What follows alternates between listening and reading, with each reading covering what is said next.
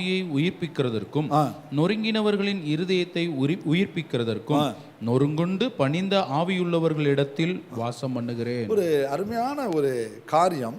தேவன் தெரிந்து கொண்ட வாசஸ்தலம். தேவன் எவ்வளோ வாசஸ்தலங்களை நம்ம துவக்கத்திலேருந்து பார்க்குறோம் தெரியுமா? டென்ட்டாக இருந்துச்சு, வரக்கூடாது. ஃபஸ்ட்டு பார்த்தீங்கன்னா எல்லாமே டென்ட்டு தான். இன்னும் சொல்ல போனால் ஆல்டர் தான்.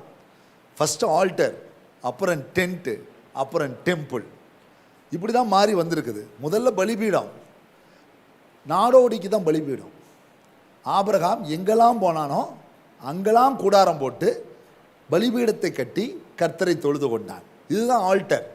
ஆல்டர்ன்றது அந்த வே ஒரு ஒரு ஒரு ஒரு ட்ரைப்ஸ் மாதிரி போயிட்டு வந்துட்டு இருக்காங்க பார்த்தீங்களா, அவனுக்கு தான் அது உகந்ததாக இருக்கும். ரெண்டாவது பார்த்தீங்கன்னா டென்ட்டு, வந்துடக்கூடாது. அது எப்படின்னா ஒரு ரெண்டல் மாதிரி, புரியுங்களா? நான் கடந்த வாரத்தில் கூட அதை பேசியிருக்கிறேன். பார்த்தீங்கன்னா ஒரு திடீர்னு ஒரு 3 நாள் ஜபத்தில் உட்கார போகிறேன், எந்த வேலையும் செய்கிறதில்ல, செல்லை சுவிட்ச் ஆஃப் பண்ணிட்டு உட்கார போகிறேன் அப்படின்றது ஒரு டென்ட் லைஃப். அந்த 3 நாள் சுகத்தை அனுபவிக்கிற வாழ்க்கை. அந்த டெம்பிள் அப்படின்னு சொல்கிறது ஒரு இடத்துல பர்மனெண்ட்டாக சேஃப் ஆகிற இடம். இங்கே ஆண்டவர் சொல்கிறாரு, நான் போன வாரத்தில் ஏதேனை பற்றி நான் பேசியிருக்கிறேன், நல்லா கவனித்துக் கொள்ளுங்கள். இந்த பூமியிலே தேவன் 6000 வருஷம் ஆயிடுச்சு. 6000 வருஷத்துக்கு முன்னாடியே தேவன், திருத்துவ தேவன் இந்த உலகத்துக்கு வந்துட்டார். யாருக்காக வந்தார் சொல்லுங்கள்? இப்போ என்ன சொல்லுதுன்னு பார்ப்போம். யாருக்காக வந்தார்? பக்கத்து வீட்டுக்காரங்களுக்காக. யாருக்காக வந்தார்? ஆதாமுக்காக, ஏவாளுக்காக. அந்த 2 ஆளுக்காக பரலோகத்தை காலி பண்ணிட்டு குடும்பமாக கோத்தரமாக புறப்பட்டு பிதாவாகிய தேவனும் இயேசு கிறிஸ்துவும் பரிசுத்த ஆவியானவரும் ஏதேன் தோட்டத்துக்கு வந்துட்டாங்க. வந்துட்டு தான் சொல்கிறாங்க, நாம் நமது சாயலாகவும் நமது ரூபத்தின்படியே மனுஷனை உண்டாக்குவோம். இப்படி ஒரு தோட்டத்தை உண்டாக்கி தோட்டத்துள்ளார வைப்போம், அவனோட உலாவுவோம், அவனோடு சஞ்சரிப்போம், அவனோட சம்பாசிப்போம். இவனை காட்டில் நமக்கு பெருசு வேறு எதுவுமே. கடவுள் இன்னை வரைக்கும் அந்த மாற்றத்தை கொண்டு வரவே இல்லை. மனுஷனை காட்டிலும் இந்த உலகத்தில் எதையும் ஆண்டவர் பெருசாகவே பார்க்கல. தான் படைத்தவைகளிலே மனிதனை மாத்திரம் தேவன் அற்புதமாய் பார்க்கிறார். நீ தப்பு செஞ்சிருந்தாலும் அப்படி தான் பார்க்கிறார், நீ குறைவுள்ளவனாக இருந்தாலும் அப்படி தான் பார்க்கிறார். அவருடைய ஆசை அவரும் நானும் சஞ்சரிக்கிற இடம் தான் ஏதேன். தெய்வமும் நான் இருக்க சொல்லுவாங்கள்ல, வீட்டில் தனியாக இருக்கிறேன், சுடுகாடு மாதிரி இருக்குது, மனசே சரியில்லை. அந்த மனுஷன் நல்லா இருந்தப்போ ஒழுங்காக சோறு போட்டுருந்தானா இன்னும் 2 வருஷம் கூட இருந்திருப்பார். அந்த மனுஷனை திட்டி திட்டி அவனையும் அனுப்பி விட்டுட்டேன், புரியல அப்படின்னா. சில நேரத்தில் சில ஆம்பளைகள் புலம்புறது, அவள் இருக்கிற வரைக்கும் அவள் அருமை தெரியல பாஸ்டர், போன பிறகு தான் தண்ணி அப்படின்னா நீனே போய் எடுத்துக்குன்னு மனசாட்சி சொல்லுது. அவள் சொல்லுவா, அப்பா தண்ணி குடிப்பா, வேணாண்டி போடி, எப்போ பார்த்தா தண்ணி குடிப்பா, தண்ணி குடிப்பா, உடம்புக்கு நல்லதை சொல்கிறதே கேளுப்பா, ஏன் கேட்க, ஏன் உன்னை பார்த்தாலே எனக்கு எரிச்சலாக வருது. இப்போ பார்க்கவே முடியலையே. மனிதனும் மனிதனும் வாழ்கிற இடம் வீடாக இருக்கலாம், ஆனால் கடைசியில் அது இடுகாடு சுடுகாடு தான். ஆனால் தேவனும் மனுஷனும் வாழ்கிற இடம் தான் அது ஏதே. அந்த இடத்துல தான் நிரந்தர மகிழ்ச்சி இருக்கிறது. ஜீவ மார்க்கத்தை எனக்கு போதித்தீர், உமது சமூகத்தில் பரிபூர்ண ஆனந்தமும் உமது வலது பாரிசத்தில் நித்திய பேரின்பமும் உண்டுன்றார். இப்போ இந்த ஏதேனை பற்றி சொல்லிட்டு வரும்பொழுது இன்றைக்கி நான் உங்களோட பேச போகிற டைப் என்னன்னு கேட்டிங்கன்னா, த ஸ்பிரிட் அண்ட் ஹார்ட். ரொம்ப முக்கியமான பதம். இவ்வளோ நாள் இதை எப்படி புரிந்து கொண்டோம் என்று தெரியல. இப்பொழுது நாம் புரிந்து கொள்ள வேண்டிய ஒரு முக்கியமான இடத்துக்கு வந்திருக்கிறோம். இப்போ கடவுள் பார்த்தாரு, நம்ம தான் தோட்டத்தை காலி பண்ணிட்டான், ரைட்டு, வரைஞ்சி விட்டார். இப்போ ஒரு தீர்மானத்திட்டார், போடா பலிபீடத்தில் தொழுதுக்கிறியா தொழுதுக, கூடாரத்தில் தொழுதுக்கிறியா தொழுதுக. சாலமோன் சொல்லிட்டார், சாலமோன் டேவிட் பணம்லாம் ரெடி பண்ணிட்டியா, எல்லாம் சவதரித்துட்டு ஆண்டவரே, ஒரு நாள் நீங்கள் களத்தையும் வாங்கிட்டேன், அடியாருடைய உத்தரவுக்காய் காத்து நிற்கிறேன், அமைதியாயிரு. நீ ஆலயத்தை கட்டக்கூடாது, ஆலயத்தை கட்டக்கூடாது. என்னது? அடுத்தது கட்ட மாட்டாய். 2 வார்த்தையை சொல்லுவார், கட்ட மாட்டாய். ஏன் ஆண்டவரே? நீ என் இருதயத்துக்கு ஏற்றவன். என்னதுங்க சொல்லுங்க, திரும்ப சொல்லுங்க. நீ என் இதயத்துக்கு ஏற்றவன், கட்டக்கூடாது. கட்டவும் மாட்டேன். உன் புள்ள கட்டுவான். உன் புள்ள எனக்கு புரியவே இல்லை. அதாவது நீ நீதிமான், அப்படின்னா என் இருதயத்துக்கு ஏற்ற தாசன் தாவீது, எனக்கு இஷ்டமானபடியெல்லாம் அவன் செய்வான். ஆனால் அவன் ஆலயத்தை கட்ட மாட்டான், அவன் பிள்ளை தான் ஆலயத்தை. நாங்கள் ஒரு வெளியே இருக்கிற ஒரு வாசஸ்தலத்தையே, கையினால் கட்டப்படுகிற ஒரு ஆலயத்தையே தேவன் கையில் இரத்த பலி வந்ததற்காக அவன் கையில் கட்ட மாட்டான், ஆனால் அவன் இருதயத்துக்கு ஏற்ற தாசன்னு சொல்லுவார்னா, அப்போ ஆண்டவர் ஒருத்தனுக்குள்ளார வாசம் பண்ணுவதற்குரிய வாசஸ்தலம் அமையாத வரைக்கும் அவனிடத்தில் போக்கும் வரத்துமாய் இருப்பாரே தவிர அவனோடு தங்கி தாபரிக்க மாட்டார். அது புதிய ஏற்பாடாக இருக்கட்டும், பழைய ஏற்பாடாக இருக்கட்டும், ஆவியானவர் எனக்குள் இருப்பது உண்மைதான். பட் ஆனால் அவர் சஞ்சரிக்கிறவராய் இருக்க மாட்டார், அமைதியாக வேணா இருப்பார். நான் வாசஸ்தலமாய் அதை மாற்றுகிற வரைக்கும் அவர் அமைதியாக தான் இருப்பார். உங்களுக்கு புரியுதா இல்லையான்னு தெரியல, புரிய வைக்கிறேன், சிம்பிளாக சொல்கிறேன். மனுஷனை எதனால் படைச்சார்? மண்ணில் உருவாக்கிட்டார்.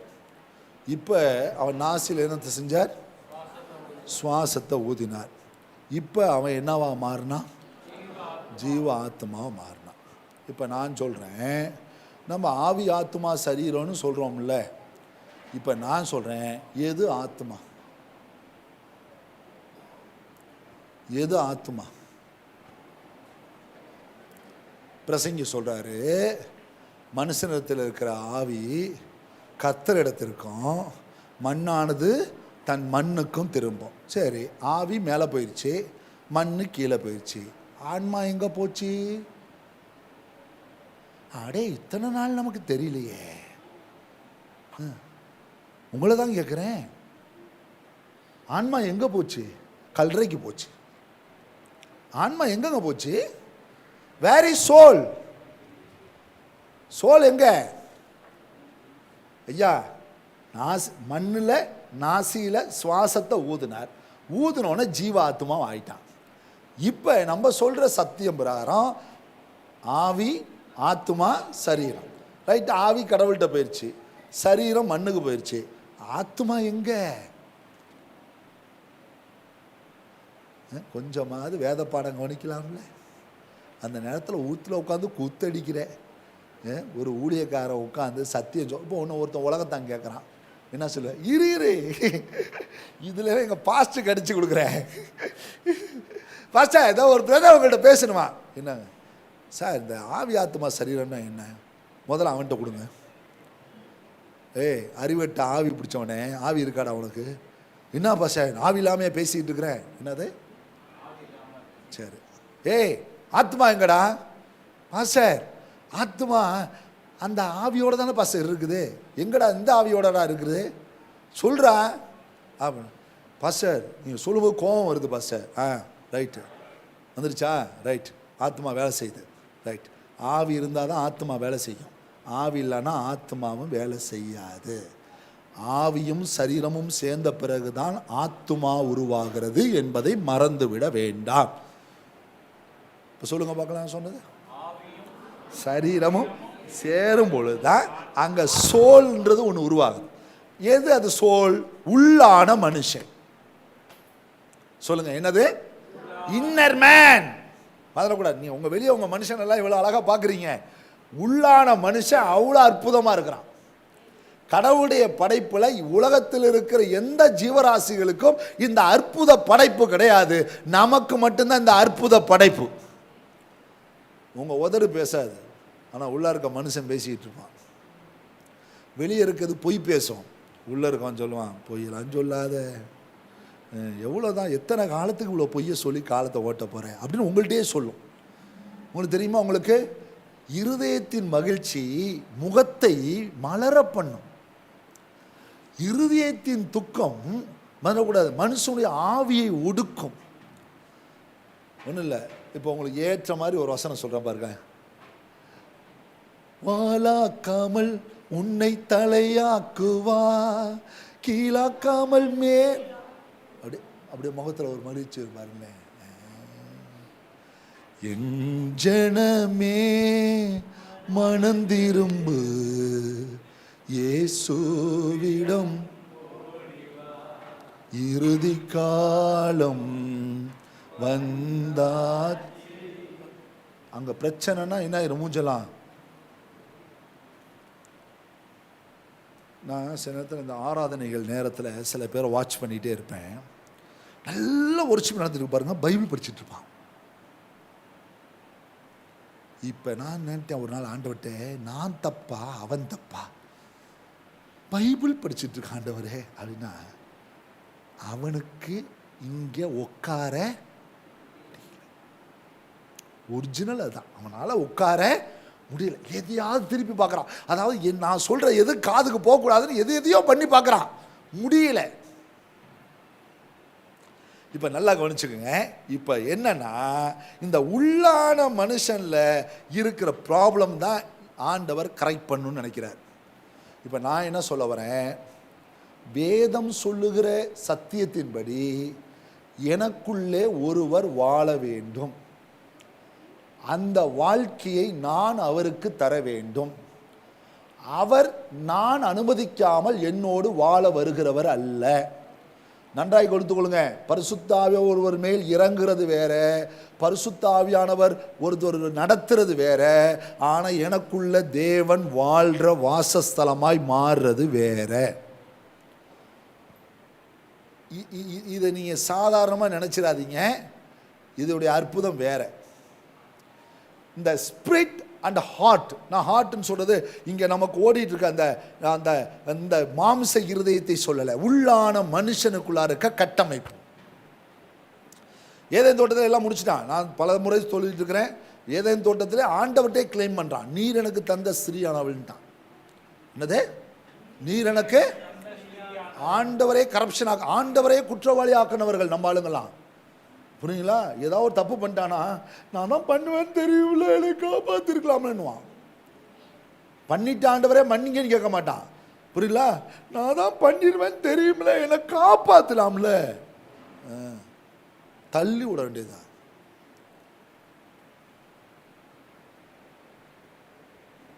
சரி, இவனை விடுங்க. அவன் பெத்த புள்ள எப்படி இருந்துச்சு? நான் அவனுக்கு காவலாளியா? என்னதான்? நான் அவனுக்கு காவலாளியா? அவன் என்னன்னு எனக்கு தெரியாது. யார்கிட்ட? உங்கள் வீட்டில் ஒரு ஆள் இப்படி பேசட்டும், ஏய் தம்பியை கூட்டு போனியே எங்கடா? நான் அவனுக்கு நான் வாட்ச்மேனா அப்படின்னு ஒரு வார்த்தை சொன்னால் செவுலாம் பிஞ்சிரும். ஆமாம், காதில் கிங்காரம் அடிக்கும். என் தம்பியை கூட்டு போய் எங்கடா கூட்டு போனேன்னு கேட்டால், ஆமாம் நான் வந்து அவனுக்கு வாட்ச்மேனான்ற பொள்ளையர்னு போடுவாங்க. சரி, அந்த அவன் ஆம்பளைகளை விடுங்க, இந்த பெண்கள் எடுங்க. தாய்மார்கள் தினத்தனத்துக்கு சொல்லுவோம், புரியுங்களா? போய் ஆண்டவர் சின்சியராக கேட்குறாரு, நீ இப்படி செய்தது என்ன, நீ இப்படி செய்தது என்ன அப்படின்னு கேட்ட உடனே, அப்பா எனக்கு உண்மையாகவே புரியலப்பா, எனக்கு என்ன செய்கிறது புரியல, அது பேசுகிற தோட்டத்தெல்லாம் பார்த்தா எனக்கு ஒன்றுமே விளங்கலப்பான்னு சொல்லியிருந்தா கூட ஆண்டவர் ஐயோ பிள்ளை தப்பிச்சு பாவம் அப்படின்னு நினச்சிருப்பார். நம்ம மேனுஃபேக்சரிங் டிஃபெக்டானு கூட கொஞ்ச நேரம் உட்காந்து யோசிச்சிருப்பார். இது சொல்லுது, சர்ப்பம் என்ன வந்துச்சு, அது மோகம் பார்த்தெல்லாம் பேசலை, சர்ப்பம் என்ன வந்துச்சு. அந்த வார்த்தையோட அர்த்தம் என்ன தெரியுமா? அம்மாமார்களே, உங்கள் வீட்டுக்காரர் கேட்குறாருன்னு வைங்க, எப்பா என்ன ஆச்சு, என்ன குழம்பு வச்ச? ஆமாம் கொஞ்சம் உப்பு அதிகமாக போச்சு. ஆமாம் உப்பு தான் அதிகமாக போச்சு. உப்பு அதிகமாக போச்சு, அதான் உப்பு தான் அதிகமாக போச்சு, இப்போ என்ன வேணும்? தான் தண்ணி ஊற்றுறேன். அவனுக்கு ஏறிக்கும், அப்படியே ஏறிக்கும். இப்போ உப்பு குறைஞ்சிருச்சா இல்லையா? குறைஞ்சிருச்சு. உப்பே இல்லை, உப்பை போடுறேன். நான் சொல்கிறது புரியுதே இல்லையா உங்களுக்கு? அந்த உள்ளான மனுஷனுடைய கட்டமைப்பை உடஞ்சிருச்சு பாருங்களேன். ஒன்றுமே இல்லை, போல் வெளியே இருக்கிற சுற்றி இருக்கிற இந்த வெளி தோற்றம் தான் மனுஷனை காப்பாற்றி வச்சிருக்கிறது போல தெரியுது, தவிர உள்ளான அமைப்பு ஒன்றும் இல்லாமல் போயிடுச்சு. நான் காவலாளியான்றான், அதன்றான், இது சர்ப்பம் வஞ்சித்ததுன்றது, இப்படியே சொல்லி காலங்கள் கடந்து போச்சுங்க. ஆண்டவர் பார்த்தாரு, ஐயோ இந்த மனுஷனோட எப்படி வாழ்றது, அதுக்காக இவனை விட முடியாது. விடாமல் துரத்தின ஒரே கடவுள் நம்ம கடவுள் தான். இன்னைய வரைக்கும் நம்மளை துரத்திக்கிட்டே தான் இருக்கிறா தவிர விட்டுட்டு போகவே இல்லை. சீப்ப அப்படின்லாம் போகவே இல்லை. அதனால தான் உலகத்தில் இருக்கிறதெல்லாம் என்ன பண்ணிருச்சு, நீங்கள்லாம் எங்கள் மலைக்கு ஏறி வாங்கப்பா அப்படின்ருச்சு. இவன் பார்த்தான், எத்தனை மலைக்கு கூப்பிட்டாலும் நான் வரேன் அப்படின்னு மலை தாண்டி போயிட்டு இருக்கிறாயா. அதை பார்க்க மலை தாண்டி போகிறான், காசு பணத்தை எடுத்துகிட்டு போகிறான், குடும்பத்தோட போகிறான். மொத்தமாக குடும்பமே மொட்டை அடிச்சுட்டு உட்காந்துருக்குது, குடும்பமே மீசை வலிச்சுட்டு உட்காந்துருக்குது, குடும்பமே என்னெல்லாம் அன்னைக்கு இத்தனோண்டு பையன் சின்னோண்டு பையன். இந்த புள்ள அப்படியே நிற்கிறாங்க பார்த்தீங்கன்னா, அவனை சுற்றி அவ்வளோ பெரிய கூட்டம், அவனுக்கு என்ன நடக்குதுன்னே தெரில. ஸோ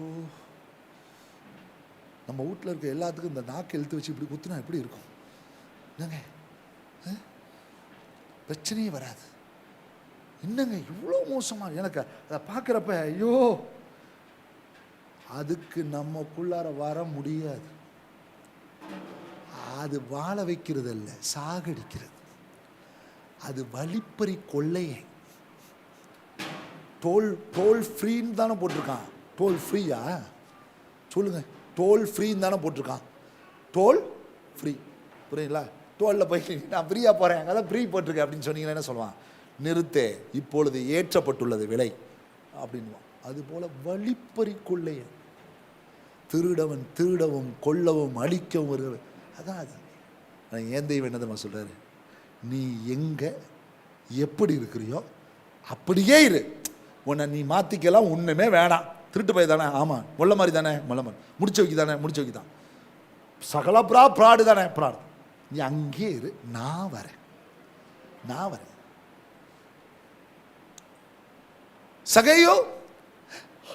சகையுடைய சந்தோஷம் என்ன தெரியுமா? இயேசுவை ஒரு தடவையாவது என்ன செஞ்சிடலாம். இது எல்லாருக்குள்ள சந்தோஷம்தான். நேராக காட்டத்தி மரத்தில் ஏறினா மேலேருந்து பார்க்குறான், பார்த்துட்டு ஜீசஸை பார்க்குறான், அப்படியே அவனுக்கு ஒரு சந்தோஷம். அப்பா ரொம்ப நாளாக பார்க்கணுன்னு ஆசை, நம்ம குட்டியாக இருந்தனால அவர் என்ன செய்ய முடியல, பார்க்க முடியல அப்படின்னு சொல்லிட்டு அப்படியே பார்த்துறான். இவர் அப்படியே பக்கத்தில் வந்து ஒரு மேலே பார்த்து, நீ யாருப்பா, உன் ஊர் பேர் என்னப்பா அப்படிலாம் கேட்கல. சகைவே, இன்றைக்கு நான் உன் வீட்டில் தங்க வேண்டும். அவ்வளோதான். தங்கணும்னு சொன்னோன்னே சந்தோஷம் அதிகமாக இறங்கிட்டான். இறங்கின பிறகு இப்போ உள்ளான மனுஷன் உணர்த்தப்படுது. உள்ளான மனுஷன்ல ஒரு உணர்வு ஏற்படுது. என்ன?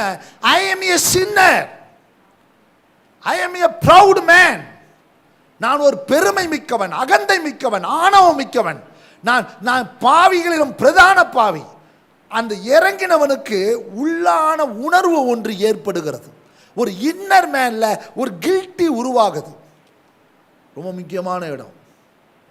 என் ஸ்பிரிட்டு, என் ஹார்ட்டை போய், ஹார்ட்டுன்னு சொல்கிறது நான் மனுஷனை சொல்கிறேன், ஸ்பிரிட் இல்லாமல் உள்ளார மனுஷன் இல்லை. ஆவி இல்லாத சரீரம் செத்தது போல உள்ளே இருக்கிற ஆவியா இல்லாத ஒரு உள்ளான மனுஷனுடைய கட்டமைப்பு கிடையாது. நன்றாய் தெரிந்து கொள்ளுங்க. உள்ளார், நான் திரும்ப சொல்கிறேன், ஆத்துமான்றது ரெண்டும் சேர்ந்தாதான் சோலாக இருக்குமே தவிர சிங்கிளாக இருந்தால் ஸ்பிரிட் பாடியாக தான் இருக்கும். மறந்துடக்கூடாது. நீங்கள் எங்கே தேனாலும் ஆத்துமா கண்டுபிடிக்க முடியாது. அதுக்கு நம்மளுக்கு போட்டுருப்பாங்க ரெஸ்ட் இன் சோல்னு போட்டுருப்பாங்க பாருங்கள். கல்றையில் பிறகு ஆன்மா இளைப்பாக இருக்கிறதுன்னு போட்டிருப்பாங்க. அங்கே என்ன தான் இளைப்பாக இருக்குது? உடம்பு தான். அதுவும் ஆண்டவர் வருகைக்காக காத்திருக்கிறது இளைப்பாக இருக்குது. மற்றெல்லாம் புழு சாப்பிட்டுட்டு இருக்குது. இப்போ பாருங்க, இப்போ இறங்கணுன்னு ஒரு உணர்வு வந்துருச்சு. வரவர் யாரு? வரவர் யாரு? சொல்லுங்க, வரவர் யாரு? வரவர் யாரு? அதாவது ஒரு பிரபலமான ஒரு தேவகுமாரன், பிரபலமானவர், ரொம்ப பிரபலமானவர். இப்போ அவர் என் வீட்டுக்கு வரப்போறாருன்னு ஒரு கில்ட்டி. அது வரைக்கும் சகைவை எத்தனை பேர் எத்தனை காரியங்கள் பேசியிருக்கட்டும், அவன் உணர்வடையவில்லை. ஆனால் இப்பொழுது தேவன் பேசின பிறகு, நீ பாவி வான்னு சொல்லலை, சகைவே நான் இன்னைக்கு உன் வீட்டில் தங்கணும்னு மட்டும் தான் சொன்னார். சொன்ன உடனே எங்க உணர்த்தப்பட்டுச்சு பார்த்தீங்களா? எத்தனையோ பேர் சொல்லியிருப்பாங்க, ஏய் ஓவரா டாக்ஸ் வாங்குறான்டா, புல்லாத பேடா, கொள்ள அடிக்கிறான்டா, அப்பெல்லாம் போடா போடா போடா போடா கட்டிட்டு போடான்னு இருப்பான். இப்போ இவர் வந்து இறங்கி வா உன் வீட்டில் தங்கணும்னு சொன்னோன்னே ஸ்டில் ஸ்டாண்ட் லிசன். திரும்புறான். என் வீட்டுக்கான்னு சொல்லல, ஆண்டவரே என் ஆஸ்திகளில் பாதியை நான் சொல்றேன். இதெல்லாம் ஒரு சன பொழுதுல நடந்ததுங்க. நான் போய் என் பொண்டாட்டிகிட்ட கேட்டு வந்துடுறேன், கொடுக்கலாம், காணிக்க போடலாமா, தசமபாவம் கொடுக்கலாமா, கேட்டு வந்துடுறேன். நான் கடனை அடைச்ச பிறகு தசமபாகம் தரேன். கடன் யாருக்கு வாங்கினேன்? சபைக்கு வாங்கினியா? கடன் யாருக்கு வாங்கினேன்? பாஸ்டருக்கு வாங்கினியா? யாருக்கு வாங்கினேன்? கடன் யாருக்கு வாங்கினேன்? வாயை திறக்க மாட்டான் பாரு. கடன் யாருக்கு வாங்கினேன்? நானும் என் வீட்டாரும். உன் வீட்டுக்கு தானே கடன் வாங்கினேன். நீ ஏதோ பாஸ்டருக்கு கடன் வாங்கின மாதிரி என்ன லோன் கடை மாதிரி பார்க்குறேன். யோசித்து பாருங்க. பாஸ்டர் ஒருத்தர் வந்து சொல்கிறார், நான் லோன்லாம் அடைச்சோன்னே கர்த்தருக்கு முழுசுமாக கொடுத்துடலாம். நீ சொல்லும் போது தானே எனக்கு கஷ்டமாக இருக்குன்னு. நீ சொல்லாமல் இருந்தால் கூட என் மனசில் தோணலை. நீ சொன்ன பிறகு தான் உன்னை இனிமேட்டு அப்படி பார்க்கணுன்னு தோணுது. நீ சொல்லவே சொல்லாத. அந்த சன பொழுதுல திரும்பி ஒரு மனுஷன் சொல்றான்னா, என் ஆஸ்திகளில் பாதியை ஏழைக்கு கொடுக்கிறேன்னு ஒருத்தன் சொல்றான்னா, எந்த அளவுக்கு உள்ளான மனுஷன்ல ஒரு உருமாற்றம் நடந்திருக்கும்? எந்த அளவுக்கு நடந்திருக்குங்க? ஒரு நாளாவது அந்த சேஞ்ச் உங்கள்கிட்ட வந்திருக்கான்னு போல பாருங்க. இல்லைன்னா நீங்க ஆல்டர், இல்லைன்னா நீங்க டென்ட். இந்த ரெண்டை தவிர வேற கேட்டகரிக்கு போக முடியாது. தேவன் வாழுகிற வாசஸ்தலமாய் நான் மாறுவதற்கு ஏற்ற இடம் இல்லாமல் ஆண்டவர் வரமாட்டார். உன் வீட்டில் தங்கணும்னு தான் சொன்னார். கொஞ்ச நேரத்தில் ஆஸ்தியில பாதியை ஏழை கொடுக்குறேன். நான் ஒருவனிடத்தில் எதையாகிலும் ஒருவனிடத்தில் மொத்தமா டோட்டல் பட்ஜெட் போடல, சிங்கிள் பட்ஜெட். நான் ஒருவனிடத்தில் யாதொன்றையாகிலும் அநியாயமாய் வாங்கினதுண்டானால் நாளத்தனையாக திரும்ப செலுத்துகிறேன் என்றான். இந்த பையன்ட்டு வந்து நான் 100 ரூபா காசு வாங்கிட்டேன் லஞ்சமா. ஆமாம், நீ சர்ச்சில் இடத்துல உட்காரணுன்னா நீ 100 ரூபா கொடுத்து உட்காரு அப்படின்னு சொல்லி ஆலன்ட்ட 100 ரூபா வாங்கிட்டேன். இப்போ ஆண்டவர் என் கூட பேசினார், உணர்த்துறாரு. இப்போ உணர்த்தினோன்னே ஆண்டவர்கிட்ட சொல்கிறேன், நான் ஒருவனிடத்தில் அநியாயமாய் வாங்கினதுண்டானால் அதை நாளை தனியாக என்ன செய்கிறேன். இப்போ எவ்வளோ கொடுக்கணும் அவனுக்கு? சத்தமாக சொல்லுங்க பார்க்கலாம். இன்னைக்கு வீட்டுக்கு போய் உட்காடுறீங்க சரிங்களா? யாருடைய ஆஸ்தியாவது உன் வீட்டில் இருந்துச்சுன்னா திருப்பி கொடுத்துரும். யார்கிட்டையாவது நீ அநியாயமாக வாங்கினது உண்டானா, இல்லை வட்டிக்கு விட்டு கிட்டி விட்டு சம்பாதிச்சிருப்பேனா, குட்டி கிட்டி போட்டிருக்கோன்னா அந்த பர்சன் பேரெல்லாம் எழுதி வச்சு பணம் கிடைக்கிறப்ப கரெக்டாக கொண்டு போய் திருப்பி கொடுத்துரு. எது கொடுத்தேன்னா அவனுக்கு சொல்லு, நான் வாங்கினது தப்புன்னு என் வேதம் உணர்த்துச்சு. எங்கள் பாச சொன்னார், நான் சபையை வேணா மாற்றுவேன் தவிர மதுரக்கூடாது. எதை? நான் சபை சண்டை போட்டு என்கிட்ட போனவங்களாம் இருக்காங்க. சபையை வேணா மாற்றுவேனே தவிர நான் திருப்பிலாம் கொடுக்க மாட்டேன். ஏன் கொடுக்கணும்? எதுக்கு கொடுக்கணும்? என்னங்க என்ன அருமையான ரிப்பன்டன்ஸ் பார்த்தீங்களா?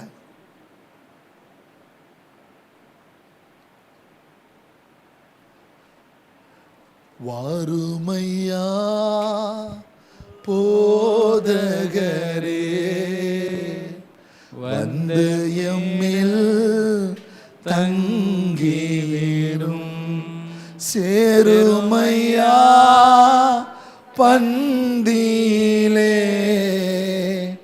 சேருமையா பந்தியிலே, சிறியவரா எங்களிடம், சிறியவரா நல்ல ஒரு நல்ல கவனிங்களேன். இப்போ நம்ம கடவுள்கிட்ட வந்துட்டு போகிறதுலாம் பெருசு இல்லை, அது பேர் ஆல்டர். நம்ம ஒரு இடத்த தேடி சில காலங்கள் ஆண்டவரோடு வாழணும்னு நினைக்கிறோம், சஞ்சரிக்க நினைக்கிறோமே, அது தவறு இல்லை. இது ரெண்டுமே என்னை உகந்தவனாக மாற்ற போகிறதில்லை. அவர் தங்குற வாசஸ்தலமாக நான் மாறணும். இல்லைங்க, நித்திய வாசி இந்த பரதேசிட்ட வாழ வரேன்றாருங்க. என்னங்க ஒரு நித்தியவாசிங்க, சாவாமை உள்ளவருங்க, மரணத்தை ஜெயித்தவர் சொல்றாரு, நான் உனக்குள்ள வாழணும், உன்னை ஒரு வாசஸ்தலமா மாற்றணும்னு நினைக்கிறப்ப எனக்கு அவர் வருவதற்கு எது தடையா இருக்குன்றத சகை உணர்ந்த அளவுக்கு நம்ம உணர்ந்திருக்கிறோமான்னு பாருங்க. ஸ்டில் ஒரே வார்த்தை, ஆண்டவரே நான் ஆஸ்தியில் பாதி ஏழைக்கு கொடுக்குறேன், நான் ஒருத்தன்ட்டு அநியாயமாக வாங்கினா கூட நாளத்தனையாக திருப்பி தரேன். உங்களால் இன்னைக்கு சொல்ல முடிஞ்சா நீ வாசஸ்தலமாக வீட்டுக்கு போவ. உன்னால் சொல்ல முடியலன்னா ஏதோ போக்கும் வரத்துமா இருக்கிற துன்மார்க்கனை கண்டேன்னு சொல்லி பிரசங்கில சொல்வார். தேவாலயத்துக்கு போக்கும் வரத்துமா இருக்கிற, சொல்லுங்களேன், இப்போ துன்மார்க்கம் கூட எங்கே போயிருக்கிறான்? தேவாலயம் திறக்க மாட்டேன்றீங்களே சார், நான் நீதிமான், நீங்கள் நீதிமானாவே இருங்க, அதை பற்றி நான் சொல்ல வரல. பட் ஆனால் தேவாலயத்துக்கு யாரும் போயிருக்கிறா?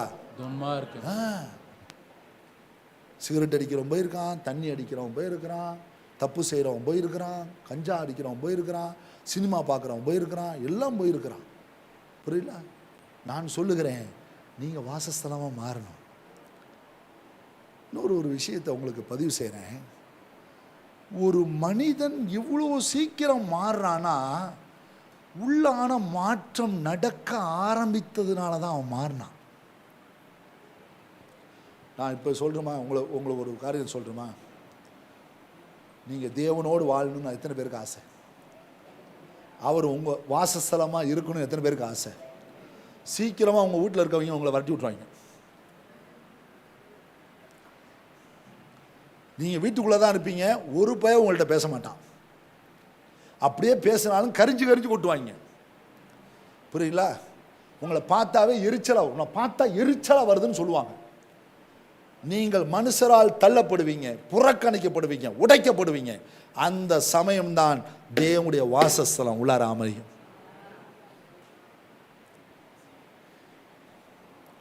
அது வரைக்கும் நீங்கள் கில்லி தான், நீங்கள் ஜாலி தான். ஆமாம், சர்ச்சுக்கு வருவீங்க, சந்தோஷமாக போவீங்க, மகிழ்ச்சியாக இருப்பீங்க. உங்களுக்குன்னு ஒரு மகிழ்ச்சி இருக்கும், உங்களுக்குன்னு ஒரு சந்தோஷம் இருக்கும், உங்களுக்குன்னு ஒரு சமாதானம் இருக்கும், இதெல்லாம் உங்களுக்கு. ஆனால் நீங்கள் எல்லாருக்கும் சந்தோஷமாக இருக்கிறதும், எல்லாருக்கும் மகிழ்ச்சியாக இருக்கிறதும், எல்லாத்துக்கும் சமாதானமாக இருக்கணும்னா உள்ளான மனுஷன் உடைக்கப்படணும். Poor in spirit, broken in your spirit. ஆவியில எளிமை வரணும்னா உடைக்கப்படணும். ஏசாயா 66 சொல்றாரு, வானம் எனது சிங்காசனம், பூமி எனது பாதப்படி, நீங்கள் எனக்கு கட்டு மாலையும் எப்படிப்பட்டது, சிறுமைப்பட்டு ஆவியில் நொறுங்குண்டேன், வசனத்துக்கு நடுங்குகிறவனே நோக்கி பார்ப்பேன். புரோக்கன் உடைக்கப்படணுன்றார். நல்ல கட்டமைப்பு, ஆனால் கட்டமைப்பு ஏன் உடைக்கணும் அப்படின்றது வேற ஒன்றும் கிடையாது. அவன் உடைக்காம ஒரு உருமாற்றம் வராது. நான் இதை எப்படி சொல்ல விரும்புகிறேன்னா, I am sorry Lord, I am sorry. எத்தனை பேரால் முடியும் இப்போ சொல்ல? என்னை மன்னிங்கப்பா, உனக்கு பிரியமில்லாத நான் செஞ்சுட்டேன், என்னை மன்னிங்கப்பா. ரொம்ப பெருமையாக பேசிட்டேன், என்னை மன்னிங்கப்பா. ரொம்ப மனமேட்டின்மையாக இருக்கிறேன், என்னை மன்னிங்கப்பா. தினமும் இப்படி ஒரு ஜெபம் உங்களுக்குள்ளார இருக்கும் என்று சொன்னால் சீக்கிரமாக நீங்கள் வாசஸ்தலமாக மாற போகிறீங்க. மற்றவர்களை காயப்படுத்துவது எளிது, மற்றவர்களை குற்றப்படுத்துவது எளிது, ஆனால் நீங்கள் உடைக்கப்படுவது அரிது. எவன் உடைக்கப்படுகிறானோ அவன் தேவனுடைய வாசஸ்தலமாய் மாறுகிறான். இந்த ஸ்பிரிட் அண்ட் ஹார்ட் கனெக்டிவ் ஆகுது பாருங்க, ரெண்டுமே இணையுது. நான் கடந்த வாரத்தில் கூட பேசினேன், மனுஷனுடைய வாய்க்குள் போவது மனுஷனை தீட்டுப்படுத்துறது இல்லை, மனுஷனுடைய இருதயம்னா நீங்கள் இந்த இருதயத்தை எடுத்துக்காதீங்க. மாம்ச இருதயத்தில் ஒன்றும் வைக்க முடியாது, அது ரத்தத்தை அப்படி பம்ப் பண்ணி கொடுத்துட்ருக்கோம், அவ்வளோதான். ஆனால் அந்த உள்ளான மனுஷனுக்குள்ளே இருக்க அந்த ஹார்ட்டை தான் சொல்கிறாரு, மனுஷனுடைய இருதயத்திலிருந்து புறப்படுகிறதே மனுஷனை தீட்டுப்படுத்தும்.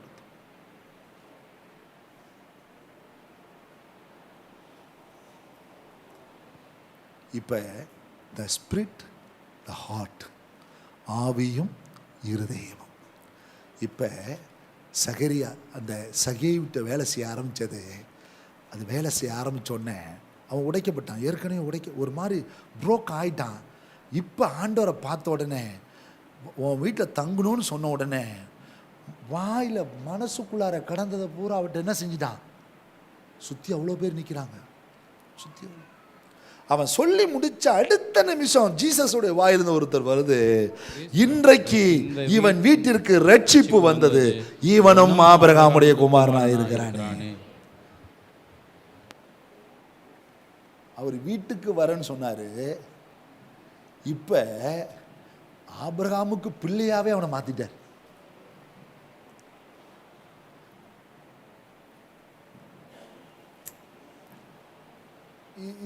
இதுதாங்க வாசஸ்தலமா மாறுது. நான் நினைக்கிறேன் உண்மையாக சைய லைஃப் ரொம்ப என்ஜாயாக இருந்திருக்கும். அவன் சொன்னபடியே எல்லாத்தையும் கொடுத்துருப்பான், ஃப்ரீயாக இருப்பான். அவன் வீடே ஒரு வாசஸ்தலமாக மாறி இருக்கும், அவன் ஹார்ட் ஒரு வாசஸ்தலமாக மாறி இருக்கும். அநேகுடைய பார்வையில் அவன் கனம் பெற்றவனாக இருந்திருப்பான்.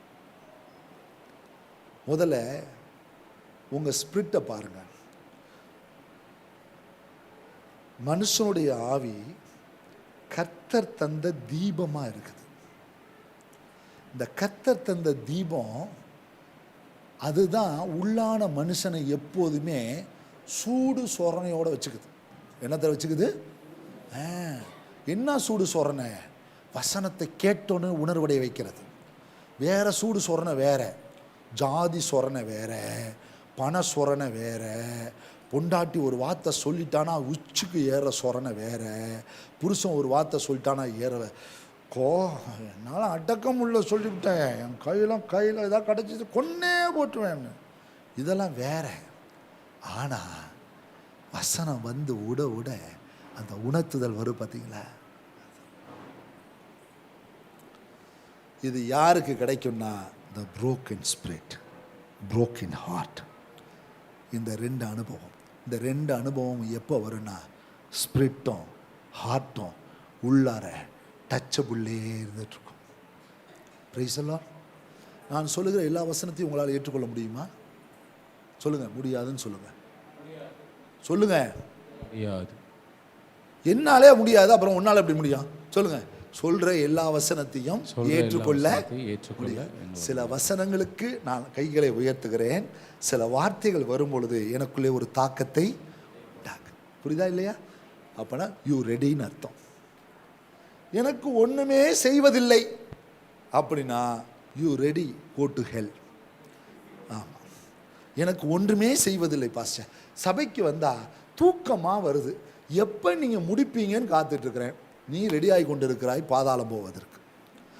பாஸ்டர் இங்கே வந்து உட்காந்தா நீங்கள் பேசுகிற சில வார்த்தைகள் என் வீட்டில் இந்த வாரம் நடந்தது போலவே இருக்குது பாஸ்டர். இந்த வாரம் நீங்கள் பேசுகிற வார்த்தை எனக்கு குடும்பத்தில் பேசிக்கிட்ட, நாங்கள் 2 பேர் பேசிட்டு உங்களுக்கு எப்படி பாஸ்டர் தெரியும்? பாஸ்டர் என்ன பாஸ்டர் எங்கேயாவது ஒட்டு கேட்பீங்களா? ஆமாம், ஒட்டு தொலைபோன் வச்சுருக்கிறேன், கேட்டுட்டு. God speaks to you. ஆண்டவர் உங்களோடு பேசுகிறார், என்னோடு பேசுகிறார். சில நேரங்கள் தம்பிங்க சில வசனங்களை சொல்லும் பொழுது எனக்கு அவ்வளோ மகிழ்ச்சியாக இருக்கும். சில வார்த்தைகள் வரும்பொழுது என்னை உணர்த்தும். அப்படியே ஆண்டவரே இந்த வசனம் நிறைவேறலையே அப்படி உணர்த்தும். அப்படி இருக்குன்னா நீங்கள் சீக்கிரமாக வாசஸ்தலமாக மாற போகிறீங்க. ஹல்லேலூயா சொல்லுங்க. என்ன மாற போகிறீங்க? இமயமேலாம் மாற வேணாம், வந்துடக்கூடாது. சிவலோக பதவியெல்லாம் அடைய மாட்டீங்க. உங்களுக்குள்ளாரையே அந்த ஆலயம் வந்து உட்கார்ந்துரும். வாசஸ்தலமாய் மாறுகிறேன். உங்களுக்கு தெரியும், நல்லா தெரியும்.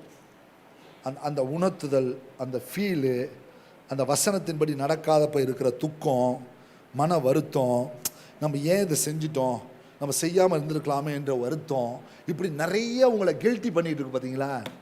யூ ரெடி, நீங்கள் ரெடி ஆகிட்டு இருக்கிறீங்கன்னு அர்த்தம். கை தெளிவாக சொல்லுங்க பாருலாம். ஐயோ ஆண்டவர்கிட்ட உண்மையாக இல்லையே, ஆண்டோடைய சமூகத்தில் உண்மையாக இல்லையே, கர்த்தர் கொடுத்த வருமானத்தில் உண்மையாக இல்லையே, உழைப்பில் உண்மையாக இல்லையே, ஐயோ மனைவியை ஏமாத்துறனே, கணவனை ஏமாத்துறனே, ஐயோ பிள்ளையை பெற்றோரை ஏமாத்துறனே, ஒரு கில்ட்டி. ஐயோ இந்த வசனத்தின்படி என் வாழ்க்கை இல்லையே அப்படின்னு ஒரு கில்ட்டி வருதுன்னா நீ ரெடி ஆகிட்டு இருக்கிற வாசஸ்தலம் ஆகிறதுக்கு. அதனால் இந்த வெளியே இருக்குது பார்த்தீங்களா, உள்ளே என்ன இருக்குதோ வெளியே கட்டாயம் காமிச்சு. நீ திருடனா, கொள்ளையனா, கொலகாரனா, படுபாவியா, மோசமானவனா, நல்லவனான்றத அழகு முகம் அப்படி காட்டி கொடுத்து. எப்போ காட்டி கொடுக்கும்? முகநாடி காயினுக்கு வேறுபட்டது. சொல்லுங்க பார்க்கலாம். அதுவும் பெண்களை போல ஸ்கேனர்ஸ் உலகத்திலே கிடையாது. நான் கண்டுபிடிச்சிருக்கேன். வீட்டுக்காரன் வீட்டில் நுழையும் போது தெரிஞ்சிடும், வாப்பா என்ன முகமே சரியில்லை, இப்போ என்ன செய்ய போகிற? இல்லை இல்லை, ஏதோ காணா போட்டவன் மாதிரி வந்து உட்காந்துருக்கிறியே, பார்க்கும்போதே தெரியுது. கரெக்டாக சொல்லிடுவான் அந்த பொண்ணு. அது ஏன்னா புருஷ முகத்தை பார்த்தே அவ்வளோது, இவன் ஊர் முகத்தை பார்த்தே வாழ்ந்துட்டுருக்கிறான். புரியல? அது அழகாக புருஷ முகத்தை பார்த்தோன்னே சொல்லிடுறோம், ரைட்டு ரொம்ப சந்தோஷமாக வந்திருக்கிற அப்படின்றோம். இல்லை இல்லையே, ஆளே சரியில்லையே, இல்லையே, இல்லை இல்லை இல்லை, நீ ஏதோ மறைக்கிற சொல்லு, அவ்வளோதான். இதை கேட்காம இதுக்கு மண்டை வெடிச்சிடும்.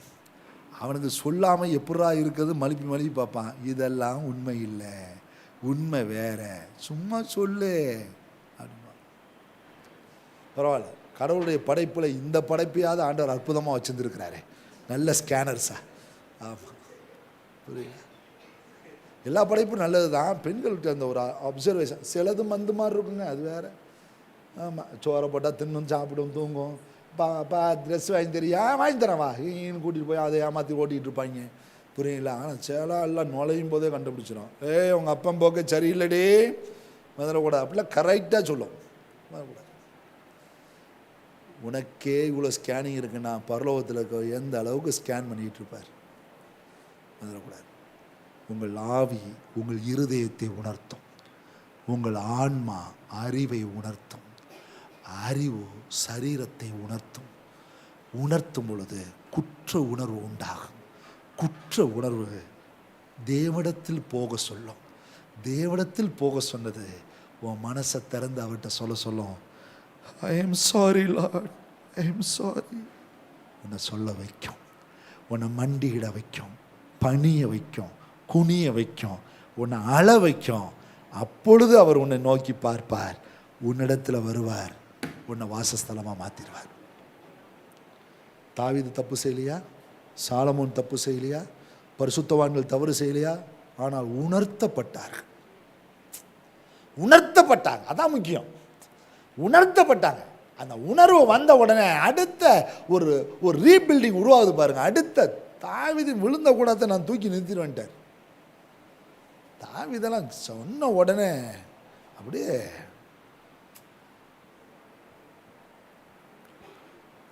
சொல்ல முடியுமா உங்களால் இன்னைக்கு? ஐ எம் சாரி லார்ட். அதை ஆங்கிலம் எளிமையாக போட்டிருக்குது. ஆனால் நம்முடைய தமிழ் வேதாகம் எப்படி தெரியுமா சொல்லுது? பாவியாகி என் மேல் இரக்கமாயிரும் ஆண்டவரே. இன்னைக்கு காலையில் வீட்டிலேருந்து புறப்பட்டு யாரையும் திட்டாமல் ஸ்தோத்திர பலியோட பாடல்களோட ஆராதனையோட சபைக்கு வந்தவங்க கை தூங்க பார்க்கலாம். அப்போ மற்ற ஆளில் எப்படி வந்திருக்குன்றீங்க? கிளம்பு சீக்கிரம், கிளம்பு சீக்கிரம், போன வாரமே திட்டிட்டு இருந்தார், போன வாரமே திட்டிட்டு இருந்தார், கிளம்பு சீக்கிரம், கிளம்பு சீக்கிரம், மனசே சரியில்லை, மனசே சரியில்லை, ஐயோ ஐயோ என் உயிரையே எடுக்குதுங்கப்பா. வெளியே சொல்லனாலும் மனசில் சொல்லியிருப்பேன், மதரக்கூடாது. ஐயோ நான் சர்ச்சுக்கு 8 மணிக்கெல்லாம் போயிடுவேன், தொடங்கிறது முன்னாடி போயிடுவேன், ஐயோ என்னை படுத்து. எத்தனை பேர் சொல்லிட்டு வந்திருப்பீங்க? இப்போ கண்ணை மூடி சொல்லுங்க பார்க்கலாம், ஐ எம் சாரி லார்ட். ஆண்டவரே, நான் ஆராதனைக்கு வருவது மித்தமாக மற்றவங்களுடைய மனதை நோகடிச்சிட்டேன், என்னை மன்னிங்க ஆண்டவரே. சொல்லுங்க பார்க்கலாம். நான்லாம் அடித்து இழுத்துட்டு வந்திருக்கிறேன். பிள்ளைகளை காலங்காத்தால் எழுப்பி என்ன செய்வேன்? அடித்து இழுத்துட்டு வருவேன். நான் கூட அதெல்லாம் இப்போ உட்கார வச்சு என்ன சொல்லுது? I am சாரிலா. ஹிட்லர் மாதிரி அரசாண்ட நாட்களுக்காக மன்னிங்க ஆண்டவரே. பெரம்பெல்லாம் அடுத்ததில்லை, ஒயர் தான். உடனெல்லாம் அடிக்க மாட்டேன், டைம்ஸ் கொடுப்பேன், மொத்தமாக வச்சுக்குவேன். லீனா சொல்கிறப்பெல்லாம் அடி விழுவாது, கவனிச்சுக்கிட்டே இருப்பேன். வச்சு அடி சாத்த தொடங்கினா நான் 3க்கும் உரிக்கும். பட்டையாக இருக்கும் காலையிலாம். இறக்கமே இல்லையா அப்படின்னு, இறக்கமே இல்லை. அதில் உட்காந்து ஒரு நாள், என்ன மன்னிங்கப்பா, பிள்ளைகளை எப்படி அடித்தேனே, அந்த பிள்ளை என்ன நினச்சிருக்குன்னு அழ வச்சுட்டாரு. ஒரு நாள் உட்கார வச்சு நம்ம சவ பிரதர் ஒரு நாள் அவரோட பேசியிருந்தேன். உங்கள் பிள்ளைகளை அடிச்சிங்களான்னு கேட்டேன். ஒரு நாள் அடிச்சது இல்லைன்னாரு. அடித்ததே இல்லையா? அடித்ததே இல்லையா? அது என் பிள்ளைகள் முன்னாடி சொல்லுவாரா? கொடூரை, ஹிட்லர். உணர்த்தப்படுறேன். யாரும் என்னிடத்தில் ஒரு நன்மையை சொல்லாத போது அது என்னை உணர்த்தலை.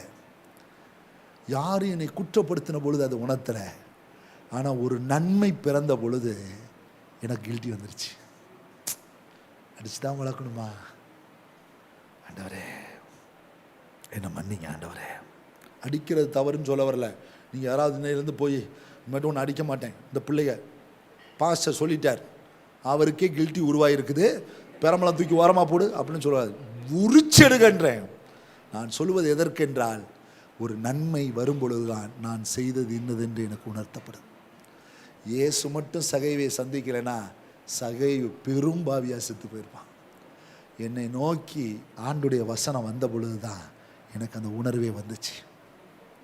புரியல? ஆவி இருதயத்தை சந்திக்குது, ஆன்மாவை. ஆன்மா உணர்வடைந்து அறிவை உணர்த்துது. அறிவு என்னுடைய சரீரத்தில் அந்த குற்ற உணர்வை ஏற்படுத்தி தேவ சமூகத்தில் என்னை முழங்கால் போட வச்சு பாவியாகிய என் மேல் இரக்கமாயிரன்னு கேட்க வைக்குது. பிரைஸ் சொல்லான்.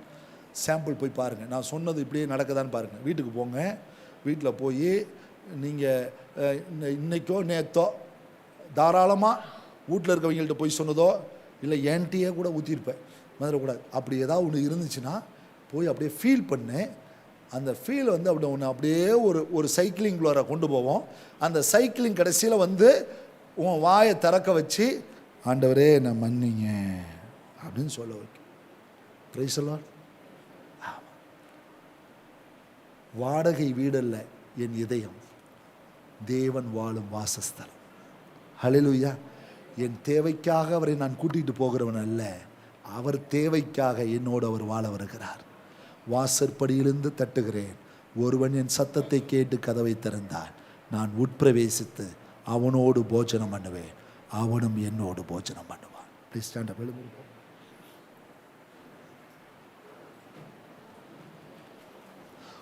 உம்முடைய சந்நிதியில் தங்கியிருப்போ உண்மையிலே பாக்கியவான்கள், தூய மனதுடன் துதிப்பார்கள், தூய மனதுடன் துதிப்பார்கள், துதித்து கொண்டிருப்பார்கள். ஆமேன். துதித்து கொண்டிருப்பார்கள். ஆறுதலின் தெய்வமே, உம்முடைய திருச்சமூகம் எவ்வளவு இன்பமானது. ஆமேன். எவ்வளவு இன்பமானது. அப்படியே ஸ்தோத்திரம் பண்ணுங்க, ஸ்தோத்திரம் பண்ணுங்க, ஸ்தோத்திரம் பண்ணுங்க, ஸ்தோத்திரம் பண்ணுங்க. ஆண்டவருக்கு நான் பலிபீடமாய் இருப்பதை காட்டிலும், ஆண்டவருக்கு நான் ஒரு கூடாரமாய் இருப்பதை பார்க்கலாம், என் ஆண்டவர் தங்குகிற ஒரு வாசஸ்தலமாய் இருப்பதையே தேவன் விரும்புகிறார். ஆண்டவர் மனுஷனை விட்டுட்டு போகிற மாதிரி இது அவருடைய காரியங்கள் இல்லை. மனிதனை படைத்ததே தன்னோடு வைத்து கொள்ளதான்.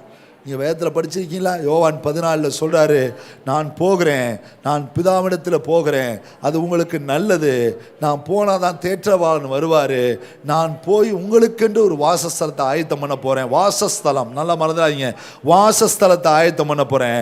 அந்த வாசஸ்தலத்துடைய நோக்கமே நீங்கள் என்னோட எப்போதும் இருக்கிறதுக்காக. அப்போ எப்போதும் தேவன் மனுஷனோடு இருக்கிறது பேர் தான் வாசஸ்தலம். கையை வைத்து ஸ்தோத்திரம் பண்ணுங்க, ஸ்தோத்திரம் பண்ணுங்க.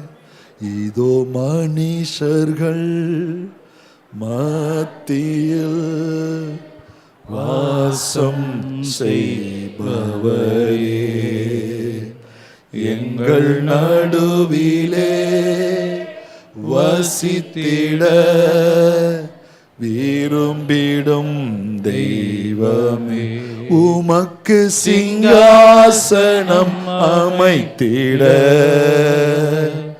உம்மை துதிக்கிறோம் இயேசுவே. பரிசுத்த அலங்காரத்துடனே உம்மை தொழுகிறோம் இயேசுவே. எங்கள் மத்தியில் உலாவிடும் எங்களோடென்றும் வாசம் செய்யும். எங்கள் மத்தியில் உலாவிடும் எங்களோடென்றும் வாசம் செய்யும். தகப்பனே, இந்த நல்ல காலை நேரத்தில் நம்முடைய வார்த்தைகளுக்காக ஸ்தோத்திரம். ஜனங்களை கொண்டு வந்தீங்க, துதிக்க வச்சிங்க, பாட வச்சிங்க, ஜெபிக்க வச்சிங்க. இப்பொழுதும் உடைய வார்த்தையினாலே எங்களை நிரப்பி இருக்கிறீங்க. நீங்கள் வாழுற வாசஸ்தலமாக நான் இருக்கணும்ப்பா. நீங்கள் விரும்புகிற வாசஸ்தலமாக நான் இருக்கணும்ப்பா. நீங்கள் தாபரிக்கிற வாசஸ்தலமாக நான் இருக்கணும்ப்பா. அப்பா, ஏதோ நீங்கள் வந்துட்டு போகிற இடமா அது மாறிடக்கூடாது. என்னோட வாழணும்ப்பா, என்னோட வாழணும், என்னோட வாழணும். நான் உங்களோட வாழணும், உங்களோட வாழணும். இந்த உலகத்தில் நான் வாசஸ்தலமாக இருக்கிறது இந்த உலகம் பார்க்கணும். ஆவியானவரே, அந்த அளவுக்கு என்னை மாற்றுங்கப்பா. என் ஸ்பிரிட்டை மாற்றுங்க, என் சோலை மாற்றுங்க. என் ஆவி என் இருதயத்தை உணர்த்துவிக்கட்டும். என் இருதம் அறிவை உணர்த்தட்டும். அந்த அறிவு மாம்சத்தை குற்ற உணர்வுகளாரை கொண்டு வரட்டும். அந்த குற்ற உணர்வு என்னை தேவனிடத்தில் வந்து சேர்க்கட்டும். என் தேவன் என் பாவத்தை மன்னிக்கட்டும். என் தோஷங்களை என்னை விட்டு அகற்றட்டும். என் அகந்தையை இருமாப்பை என்னை விட்டு அகற்றட்டும். ஒரு உடைக்கப்பட்ட இருதயம், உடைக்கப்பட்ட ஆவியோடு உங்க சமூகத்துக்கு வந்தா நீங்க சொன்னீங்க, நான் ஆண்டவரே பணிந்த ஆவி உள்ளவர்களை உயிர்ப்பிக்கிறதற்கும் நொறுங்குண்ட இருதயம் உள்ளவர்களை உயிர்ப்பிப்பதற்கும் அவர்களுக்குள்ளே நான் வாசம் பண்ணுவேன் சொல்லியிருக்கிறீங்க. அந்த வார்த்தையை நிறைவேற்றும்படியாய் ஜெபம் பண்ணுகிறோம். எங்களை அர்ப்பணிக்கிறோம். உடைய பிள்ளைகளை பலப்படுத்தி ஆசீர்வதியும். தேவ கிருபை சமாதானம் உடைய பிள்ளைகளை ஆளட்டும். இயேசுவின் நாமத்தை வேண்டிக் கொள்கிறோம் பிதாவே. நாத்துமாவே கர்த்தரை ஸ்தோத்திரி, முழுலமே பரிசுத்த நாமத்தை ஸ்தோத்திரி.